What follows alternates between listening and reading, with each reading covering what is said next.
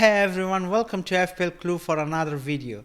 In today's video we will be doing a Game Week 17 second draft video. I'm super excited that the FPL is back after a long World Cup break, even though that we enjoyed the World Cup a lot, but we missed the FPL even more.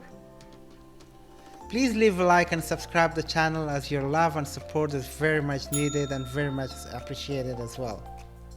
Before moving into today's draft, as we all know that the FPL has announced a second chance league, I've also created a mini league. If you wish to join it, you could do so by using the code that you see on the screen, or you could also join by clicking or copy pasting the URL which is included in this video's description. Without any further delay, let's jump into the draft. With Kepa's fitness update is still unknown at the time of recording, I'm including him in this draft. There is a bit of hesitance here as we are not sure if he will start, but I would say if you have a good bench keeper, then Kepa is a worth it shout. Chelsea will have two easy fixtures in Game Week 17 and Game Week 18, and of course the double in Game Week 19.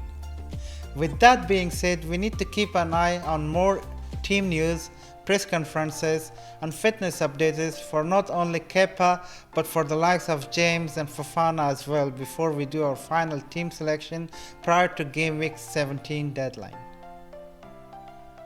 Moving into the defense, I have picked Gabriel ahead of Saliba and Ben White. Saliba obviously on 4 yellow cards is not a good pick at the moment, as you don't want to bring a defender who is on the verge of suspension and not cheap as well. Gabriel has a bit more attacking potential than Ben White, but if you don't have the fan, then Ben White is also not a bad option. The next in line is Cancelo. The debate on Cancelo is he worth it, the 7.2 million price tag? There is no specific answer for that, I believe. He only had 5 returns from 14 games. That means he had 9 blanks, including the red card against Fulham in Game Week 15. But let's put it this way. Man City is one of the best defense in the Premier League, and doing a wildcard team, you always target Manchester City defenders.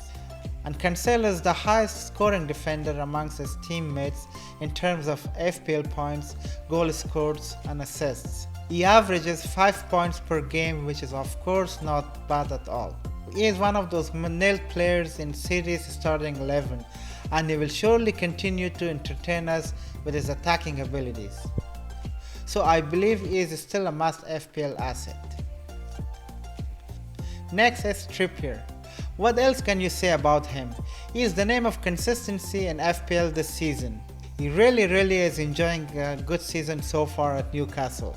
Amongst all the players in the league, he is the player with most assists, most big chances created, most key passes, most goal involvement, and so on. He is actually a premium defender, and who doesn't want a premium defender in their team?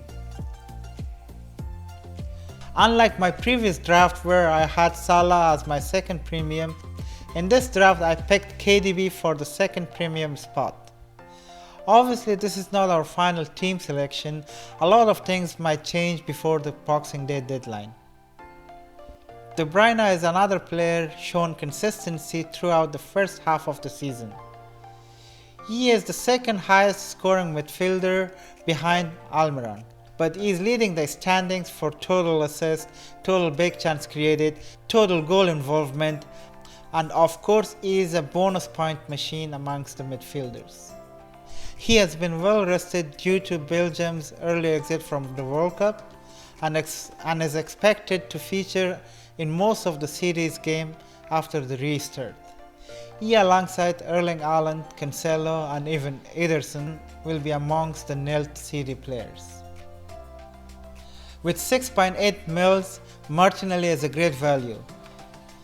Given that Jesus will be out due to injury for a decent period of time, it remains to be seen what impact will it have in Arsenal's attack. Nketiah is yet to start the Premier League for Arsenal this season.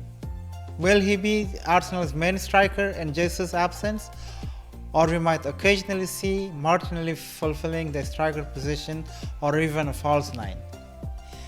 Either way, the best case scenario is to have Martinelli in your team. Next is Kulusevski. Amongst the 8 million-ish midfielder, Kulusevski sounds an interesting shout. With Richarlison out injured, Kulusevski will be crucial for Spurs' attack. We have already seen his potential since his arrival to Spurs last season. He is capable of scoring goals, and more than that, he is one of the finest assist providers. I won't be surprised seeing him build goal scoring / assist partnership with the likes of Harry Kane. And Rashford completes the 4-man midfield in this draft. Already spoken about him in my previous draft video. It's worth it to outline that Manchester United will restart the season with 3 easy breezy fixtures. And with Ronaldo gone from the team, Rashford could play as a striker even, when Martial doesn't play or injured or even subbed off. We can expect Rashford will be their main man up in front of the opposition's goal.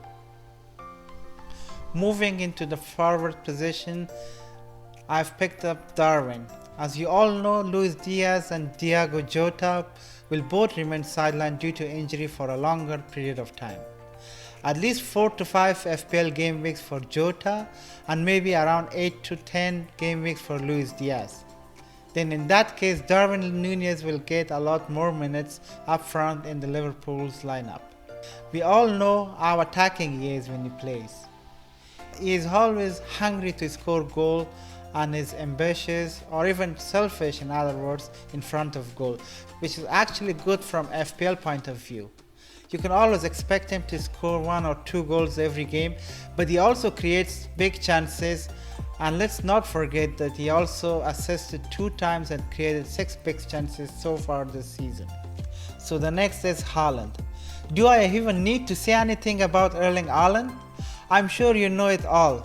By the way, he and KDB both scored in friendly against the Spanish side Girona. What a perfect combo it is, Erling Haaland and Kevin De Bruyne. They score goals and assist each other too.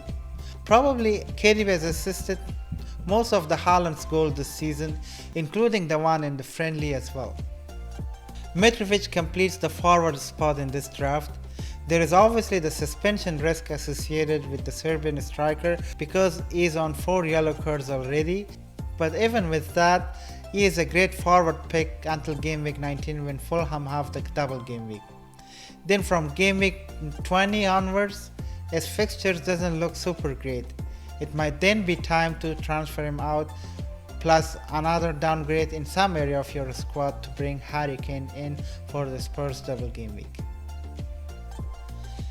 Bench players looks almost identical to my first draft. After Chelsea's double game week, what is a good option?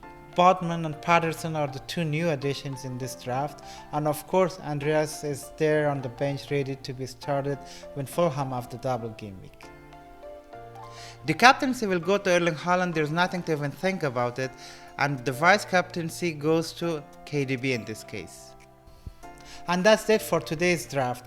I will also post a team selection video later on this week before the deadline to kind of share which players I have picked for my own FPL team. I hope that you guys enjoyed the content. Please leave a like and subscribe the channel, and I'll see you guys in the next video.